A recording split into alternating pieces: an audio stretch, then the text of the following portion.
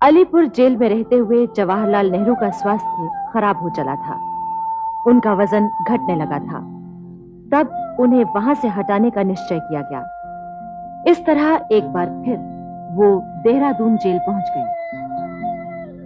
सन 1935 में कांग्रेस का 50वां अधिवेशन होना था, पर वो नहीं हो सका।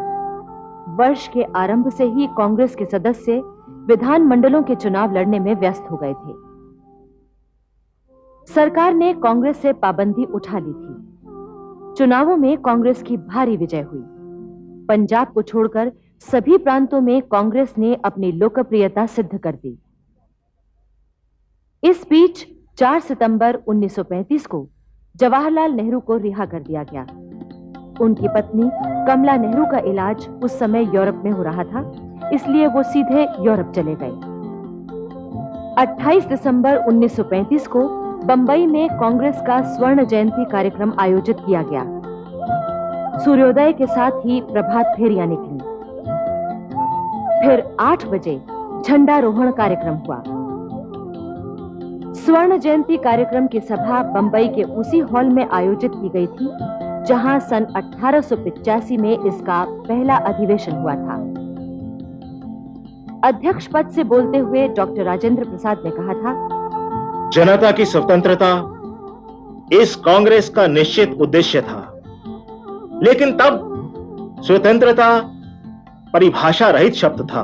अब उसने पूर्ण अर्थ पा लिया है। आज के दिन को हम स्मृति का और पूर्ण स्वराज्य लेने के अपने संकल्प दोहराने का दिन बनावें।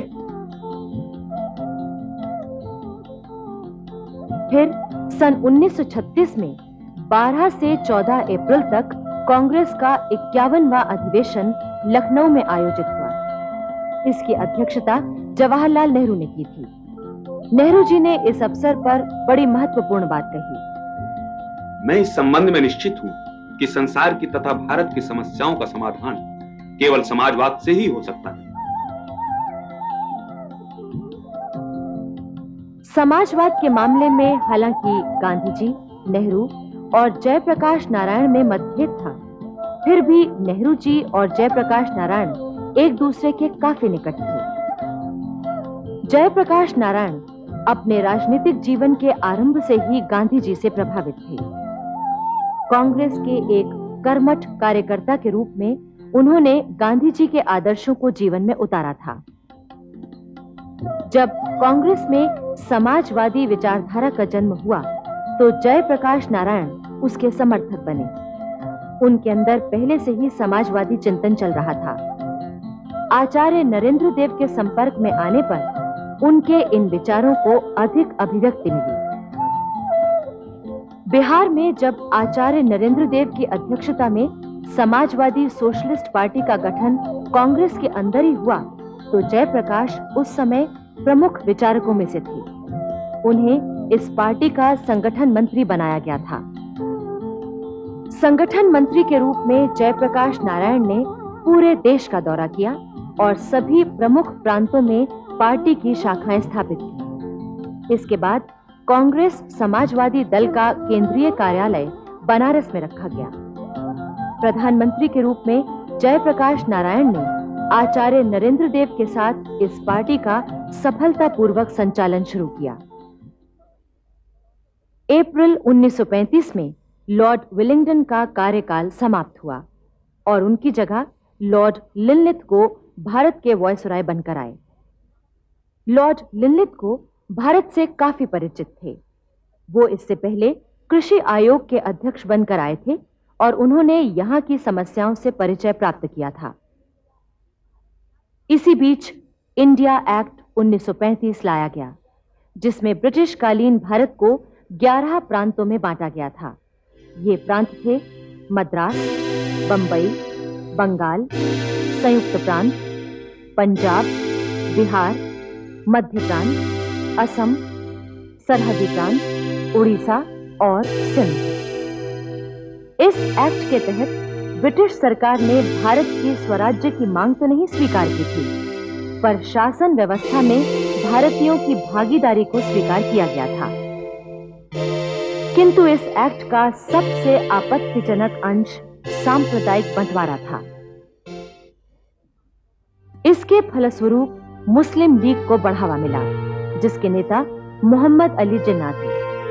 अंग्रेज चाहते थे कि इस तरह फूट डालने से ये लोग कमजोर पड़ जाएंगे, लेकिन अनेक मुस्लिम नेता कांग्रेस के साथ थे और वो देश में एकता बनाए रखना चाहते थे। इनमें मौलाना अबुल कलाम आजाद की प्रमुख भूमिका थी। मौलाना आजाद का सार्वजनिक जीवन 1909 में उनके पिता की मृत्यु के बाद शुरू हो चुका था। तब वो अपने पिता की ही तरह लोगों को मुस्लिम धर्म की शिक्षा दीक्षा देते थे।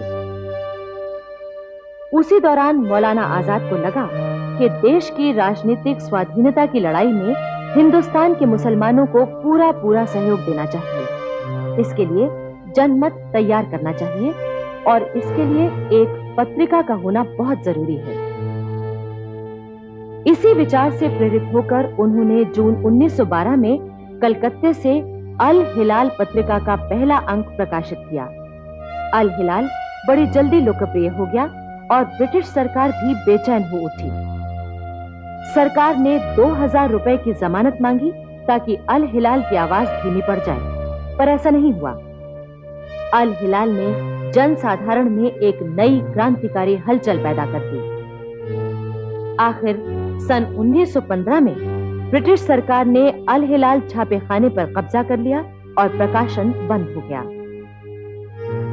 सन 1916 में मौलाना आजाद ने अलबाग नाम से एक नया अखबार शुरू किया, पर ब्रिटिश हुकूमत ने उसे भी बंद करा दिया और मौलाना आजाद को कलकत्ता छोड़ने पर मजबूर कर दिया। पंजाब, दिल्ली, उत्तर प्रदेश और बंबई में भी मौलाना आजाद के प्रवेश पर रोक लगा दी गई थी। मजबूर होकर वो बिहार गए और रांची में रहने लगे। रांची में उन्हें सरकार ने नजरबंद कर दिया और 6 महीने तक वो कैद रहे। नजरबंदी के समय में मौलाना आजाद ने 2 महत्वपूर्ण पुस्तकों की रचना की।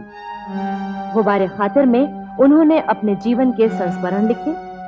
दूसरी पुस्तक कुरान शरीफ पर लिखी टिप्पणी थी, जो मौलाना आजाद की धार्मिक और दार्शनिक विद्वत्ता का परिचय देती है।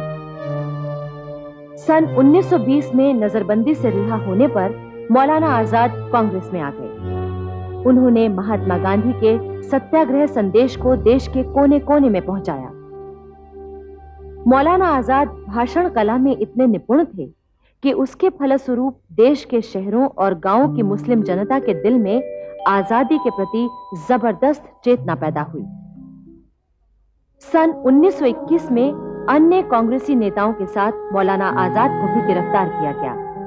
उन्हें 1 साल की सजा दी गई, लेकिन उस वक्त अदालत में उन्होंने जो बयान दिया था वो आज भी उनके राष्ट्र प्रेम और विद्वता की मिसाल है।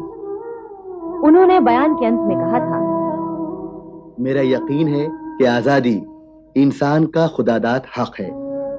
गुलामी की जंजीरों के लिए चाहे जितने खूबसूरत अल्फाज दिए जाएं, फिर भी गुलामी तो गुलामी है और वो खुदा व कुदरत के कानून के खिलाफ है। अपने मुल्क को गुलामी से नजात दिलाना मेरा फर्ज है। सन 1923 में कांग्रेस के दिल्ली अधिवेशन में उन्हें अध्यक्ष बनाया गया था। उस समय उन्होंने कांग्रेस को संगठित करने में बड़ी महत्वपूर्ण भूमिका निभाई थी।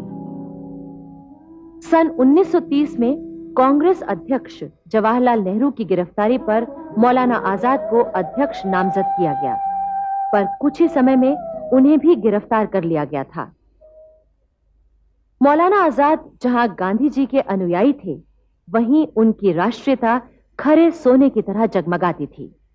यही कारण था कि मुस्लिम लीग के लाख प्रलोभनों के बावजूद भी वो अपने राष्ट्रीय विचारों को छोड़ नहीं सके। सन 1937 के चुनावों में कांग्रेस की जीत हुई और मुस्लिम लीग को विशेष सफलता नहीं मिली। हालांकि मुस्लिम लीग भारत के मुसलमानों का प्रतिनिधित्व करने वाली एकमात्र संस्था होने का दावा नहीं कर सकती थी, पर उसके कट्टर नेता पीछे हटने वाले नहीं थे। इन नेताओं में मोहम्मद अली जिन्ना प्रमुख थे, जो ये कहते थे कि भारत में लोकतंत्र नहीं होना चाहिए। जवाहरलाल नेहरू ने इस मामले में जिन्ना साहब से मुलाकात की और लीग के साथ समझौता करने का प्रयत्न किया, पर उससे कोई नतीजा नहीं निकला। इस समय अंतर्राष्ट्रीय परिस्थिति बड़ी तेजी से बदल रही थी। दूसरे विश्व युद्ध के बादल मंडराने लगे थे। इधर जापान ने चीन पर हमला कर दिया था, उधर एबिसिनिया और स्पेन में युद्ध जारी था। भारतीयों की सहानुभूति प्रगतिशील शक्तियों के साथ थी, इसलिए कलकत्ते में कांग्रेस कमेटी की मीटिंग में जापानी हमले की निंदा की गई। 19 जनवरी 1938 को बारदोली के निकट हरिपुरा ग्राम में सुभाष चंद्र बोस के सभापतित्व में कांग्रेस का अधिवेशन शुरू हुआ। सुभाष चंद्र बोस कुछ ही दिन पहले जेल से छूटे थे। उन्होंने अपने भाषण में चेतावनी दी कि विश्व युद्ध का खतरा नजदीक ही है। सुभाष चंद्र बोस अब तक एक स्वतंत्र और साहसी नेता के रूप में उभर कर आ चुके थे। नवयुवकों, मजदूरों और किसानों ने हृदय से उन्हें अपना नेता मान लिया था। यही कारण था कि कांग्रेस की सदस्यता में भी 9 गुनी वृद्धि हुई। सुभाष चंद्र बोस ने भरसक प्रयत्न किया कि जिन्ना साहब से सुलह हो जाए और सारा राष्ट्र एक हो जाए। उन्होंने जिन्ना को विश्वास दिलाया कि वो मुसलमानों के हितों के प्रति उसी प्रकार सजग और सावधान है जिस तरह दूसरों के लिए। कांग्रेस हिंदुओं का नहीं, सारे देश का विचार मंच है। लेकिन जिन्ना ने अनेक झूठे दावों और आरोपों द्वारा यही सिद्ध किया कि कांग्रेस हिंदुओं की और मुस्लिम लीग मुसलमानों की संस्था है। सुभाष चंद्र बोस के लाख प्रयत्नों के बावजूद भी जिन्ना अपने इरादों से टस से मस नहीं हुए। जब सुभाष चंद्र बोस चटगांव के दौरे पर गए तो मुस्लिम लीग के समर्थकों ने उन पर पथराव किया। उन्हें मामूली चोटें आईं। फिर भी उन्होंने जनता से यही अपील की कि वो धैर्य और आत्मसंयम का परिचय दें। घृणा को इसी तरह दूर किया जा सकता है, किंतु इसके उत्तर में मुस्लिम लीग ने घृणा और भेदभाव की दीवार ही खड़ी की। सन 1939 में त्रिपुरी में कांग्रेस अधिवेशन के अध्यक्ष पद के लिए सर्वसम्मति से निर्णय नहीं हो सका और सुभाष चंद्र बोस तथा पट्टाभी सीतारामैया के बीच चुनाव हुआ। पट्टाभी सीतारामैया को गांधी जी का समर्थन प्राप्त था। पट्टाभी सीतारामैया ने विद्यार्थी जीवन से ही उच्च आदर्शों का पालन किया और राष्ट्रीयता के गुणों को अपनाया। सन 1907 में बंबई के कांग्रेस अधिवेशन में उन्होंने स्वदेशी आंदोलन के बारे में भाषण दिया तो उससे कांग्रेस के सभी नेता बहुत प्रभावित हुए। फिर वो कांग्रेस के सभी अधिवेशनों में भाग लेने लगे। आंध्र प्रदेश में कांग्रेस का प्रचार करने में पट्टाभी सीतारामैया ने महत्वपूर्ण भूमिका निभाई। हिंदू मुस्लिम एकता के लिए भी वो बराबर प्रयत्न करते रहे। डॉक्टर पट्टाभी सीतारामैया कांग्रेस के सर्वप्रथम इतिहासकार माने जाते हैं। 1935 में कांग्रेस की स्वर्ण जयंती के अवसर पर कांग्रेस के इतिहास का महान ग्रंथ उन्होंने कांग्रेस अध्यक्ष को भेंट किया। उस ग्रंथ के प्रकाशित होने पर न केवल 10,000 प्रतियां हाथों हाथ बिक गईं, बल्कि हिंदी, उर्दू, मराठी, उड़िया, तेलुगु, कन्नड़ और मलयालम भाषाओं में उसका अनुवाद भी हुआ। सन 1939 की त्रिपुरी कांग्रेस में अध्यक्ष पद के चुनाव में पट्टाभी सीतारामैया को 1,376 मत मिले, जबकि सुभाष चंद्र बोस को 1,575 मत मिले। पट्टाभी हार गए और सुभाष जीत गए। इस समय हालांकि गांधी जी कांग्रेस से अलग थे, लेकिन उस पर अपना प्रभाव वो बराबर बनाए हुए थे। यही कारण था कि पट्टाभी की हार पर उन्होंने कहा था, ये पट्टाभी की नहीं, मेरी हार है। त्रिपुरी अधिवेशन में सुभाष बोस को तेज बुखार था। उन्हें स्ट्रेचर पर लाया गया था और अधिवेशन की कार्रवाई इसी तरह चलाई गई। किंतु अधिवेशन में सुभाष समर्थक और गांधी समर्थक दल खुलकर सामने आ गए। सुभाष बोस की जय के नारे लगे। इससे गांधी समर्थक दल को बड़ी निराशा हुई। गांधी जी ने पट्टाभी की हार से यहां तक कह दिया, कांग्रेस अब भ्रष्ट संगठन हो गया है। अब मुझे जरा भी संदेह नहीं है कि कांग्रेस के लोग उन सिद्धांतों और नीतियों को नहीं मानते हैं जिनका मैं समर्थन करता हूं।